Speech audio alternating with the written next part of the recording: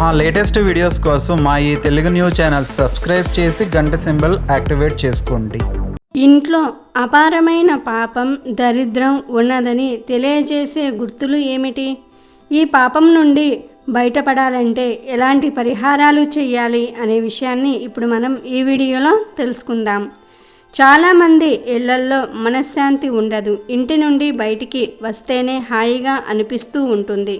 ఇంటికి వెళ్ళాలంటే విసుగ్గా, భయంగా అనిపిస్తూ ఉంటుంది. అందరూ ఎప్పుడు ఇంటికి వెళ్దామా అని అనుకుంటే మాకు మాత్రం అస్సలు ఇంటికి వెళ్ళాలనిపించటం లేదు అని చాలామంది చెప్తూ ఉంటారు.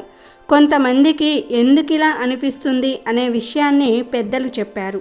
ఏ ఇంట్లో అయితే పాపకార్యాలు, ధర్మబద్ధం కాని విషయాలు చోటు చేసుకుంటాయో వాటి వలన ఆ ఇంట్లో ప్రాప్తం కాకుండా ఉంటుంది.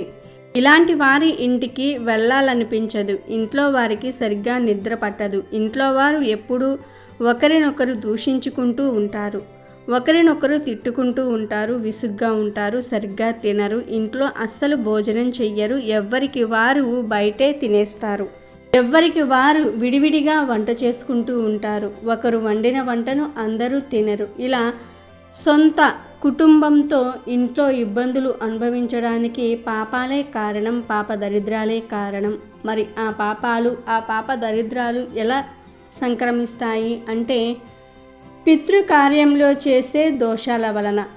పితృకార్యం అంటే మన పెద్దవారు అంటే గతించిన పెద్దలకు పితృకార్యాలు చేయకపోవటం, లేదా పితృతిథులు వచ్చినప్పుడు ఎటువంటి దాన ధర్మాలు చేయకుండా ఉండటం, వారి పట్ల కృతజ్ఞతాభావం లేకుండా ఉండటం వలన, పెద్దలను ఎప్పుడూ తలుచుకోకుండా ఉండటం వలన పితృదోషాలు ఏర్పడతాయి. ఈ పితృదోషాలు ఉన్న చోట మనశ్శాంతి లోపిస్తుంది, వంశ అభివృద్ధి అనేది తగ్గిపోతుంది. అంటే భార్యాభర్తల మధ్య గొడవలు రావటం, వారు విడిపోవటం జరుగుతుంది. దానికి తోడు భార్యాభర్తలిద్దరూ కూడా కలిసి చేయవలసిన ధర్మ కార్యాలు చేయకపోవటం వలన వచ్చే పాపాలు పెరిగిపోతూ ఉంటాయి. అలాంటి ఇల్లు నిస్సారంగా అయిపోతూ ఉంటుంది. ఆనందం కలిగించే ఎలాంటి విషయాలు ఆ ఇంట్లో జరగకుండా ఉండిపోతూ ఉంటాయి. అలాగే ఆర్థికపరమైన వెసులుబాటు ఉండదు. ఒకవేళ ఆర్థికంగా బాగున్నా దాన్ని అనుభవించే యోగ్యత ఉండదు. ఒకటి ఉన్నా అనుభవించే యోగం ఉండదు. రెండు లేక ఇబ్బంది పడుతూ ఉంటారు. అలాగే తీవ్రమైన అనారోగ్యాలు వస్తూ ఉంటాయి. అవి మానసికంగా కావచ్చు, శారీరకంగా కావచ్చు. ఇంట్లో ఆరోగ్య సమస్యలు నాట్యమాడుతూ ఉంటాయి. అంటే జరగవలసిన కార్యాలు జరగట్లేదని అర్థం. పాపాల వలన ఆ ఇల్లు ఇబ్బంది పడుతూ ఉంటుందని అర్థం. ఇలా ఏ ఇంట్లో అయితే మానసిక, శారీరక రోగములు నాట్యం ఆడుతూ ఉంటాయో ఆ ఇంట్లో పాపం నర్తిస్తుందని సూచనగా చెప్పుకోవచ్చు. ఏ ఇంట్లో అయితే పిల్లలు అంటే వంశవృద్ధి చెందకుండా, పిల్లలు సరిగ్గా చదువుకోకుండా, లేదా పిల్లల మానసిక, శారీరక పరిణతి అనేది వృద్ధి చెందకుండా, పిల్లలు ఆనందదాయకమైన జీవితాన్ని అనుభవించకుండా ఉంటారో అటువంటి ఇల్లు చాలా రకాల పాపాలతో ఉంటుందని అర్థం. ఇలాంటి సమస్యల నుండి, పాపాల నుండి ఎలా బయటికి రావాలి అనే విషయం కూడా తెలుసుకుందాం. తెలిసి తెలియక తప్పులు జరిగిపోతూ ఉంటాయి. ఆ తప్పుల వలన పాపాలు చుట్టుకుంటూ ఉన్నాయి. ఆ పాపాల నుండి ఎలా బయటకు రావాలి అనే ఆలోచన రావటమే శుభ సూచకం అని శాస్త్రం చెప్తుంది. తప్పులు చేయటం కష్టం కాదు. తప్పులు జరిగాయి, ఆ తప్పుల వలన ఇబ్బంది వచ్చింది. ఆ ఇబ్బంది నుండి బయటపడాలంటే ఎలాంటి ధర్మ కార్యాలు పాటించాలి, ఎలాంటి ధర్మ కార్యాలు చేస్తే మునుముందు నా వంశం, నేను, నా పిల్లలు బాగుంటాము అనే ఆలోచన కలిగినట్లయితే అదే శుభ సూచకం. ఇలాంటి ఆలోచన మనసుకు కలిగిన తర్వాత చేయాల్సిన మొట్టమొదటి పని ఏమిటంటే మీ పెద్దలు పోయిన రోజున పితృకార్యాలు చేయండి. పెద్దలు పోయిన రోజు మాకు తెలియదు, చెప్పడానికి కూడా ఎవ్వరూ లేరు అనుకునేవారు మహాలయ పక్షంలో పితృకార్యాలు చేయండి.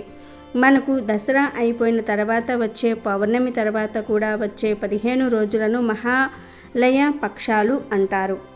ఈ మహాలయ పక్షాల్లో పెద్దలు పోయిన తిథి రోజు తర్పణాలు ఇవ్వండి, దాన ధర్మాలు చేయండి. పెద్దలు గతించిన తిథి కూడా తెలియకపోతే మహాలయ అమావాస్య రోజు పితృకార్యాలు చేయండి. ఈ పితృకార్యాలు చేసే అలవాటు లేనివారు వేరే పరిహారం కూడా చేయవచ్చు.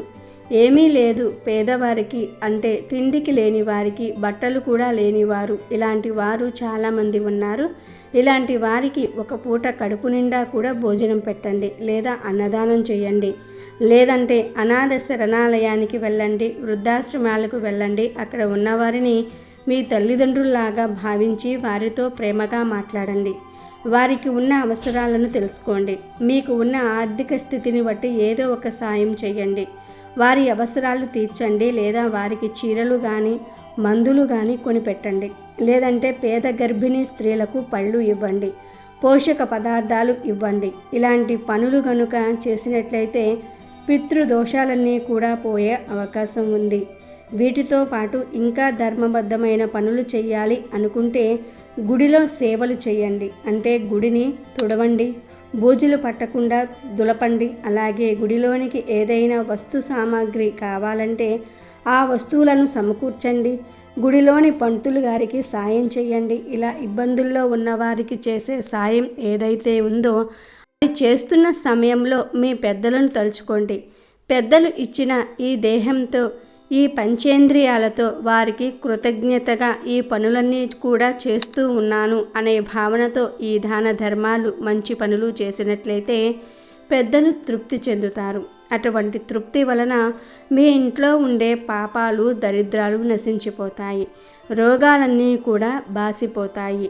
రుణములన్నీ కూడా తొలగిపోతాయి. జీవుడు ఎటువంటి దోషాల బారిన పడి తాను అనుభవించాల్సిన సుఖాలకు దూరంగా ఉంటున్నాడో అటువంటి సుఖాలన్నీ కూడా పొందాలంటే ఈ పనులు తప్పక చేయాలని పెద్దలు చెప్తూ ఉన్నారు.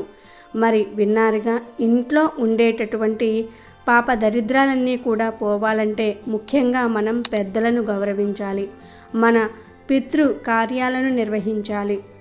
మన పూర్వీకులకు, చనిపోయిన వారికి, మన పెద్దలకి తర్పణాలు ఇవ్వాలి. ఇలా చేసినట్లయితే మన వంశం అనేది అభివృద్ధి చెందుతుంది. ఇంట్లో అంతా సంతోషంగా ఉంటుంది.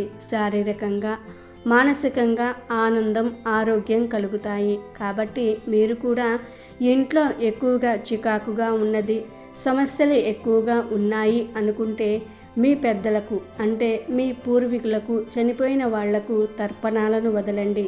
లేదా వారి ఫోటోకి నమస్కారం చేసుకోండి. వారికి ఇష్టమైన పదార్థాలను పేదలకు దానం చేయండి. ఇలా చేసినట్లయితే మీకు పట్టిన పాప కర్మలన్నీ కూడా తొలగిపోతాయి. దరిద్రాలన్నీ కూడా దూరమైపోతాయి. ఇంట్లో ప్రశాంతంగా ఆరోగ్యకరమైన వాతావరణం, ప్రశాంతమైన వాతావరణం నెలకొంటుంది.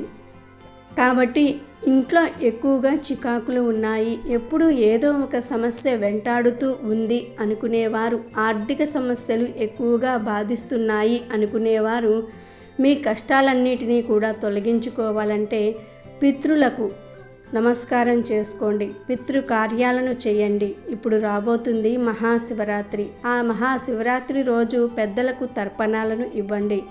ఇలా చేసినట్లయితే మీకు ఇంట్లో అన్ని శుభాలే జరుగుతాయి.